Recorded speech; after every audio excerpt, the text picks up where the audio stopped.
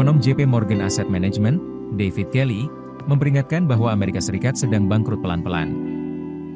Namun, laju kebangkrutan yang lambat membuat pasar belum menunjukkan tanda-tanda panik.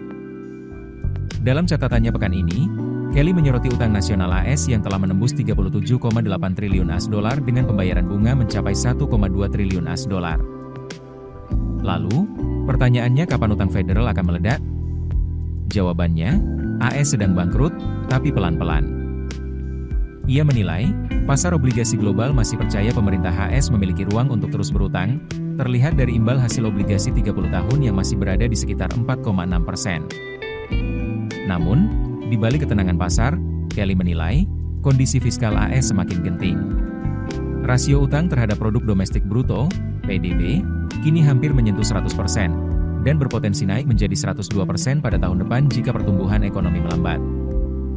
Ia menghitung, bila pertumbuhan nominal PDB hanya 4,5% sementara defisit tetap di atas angka itu, maka rasio utang terhadap PDB akan terus meningkat. Pemerintahan Presiden AS Donald Trump berupaya menekan defisit melalui kebijakan tarif impor dan pembentukan Department of Government Efficiency, DOGE, yang sempat melibatkan CEO Tesla, Elon Musk. Namun, kerjasama itu berakhir setelah keduanya berselisih mengenai One Big Beautiful Bill Act, kebijakan yang justru berpotensi menambah utang 3,4 triliun AS dolar dalam satu dekade. Pemerintah mengklaim, pendapatan dari tarif akan menutup defisit, tetapi para analis meragukan efektivitasnya.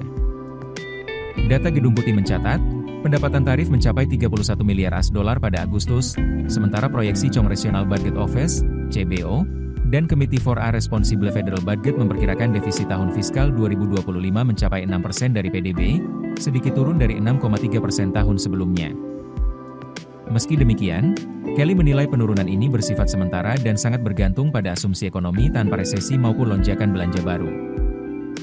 Selain itu, kebijakan tarif Trump berpotensi terganjal di Mahkamah Agung.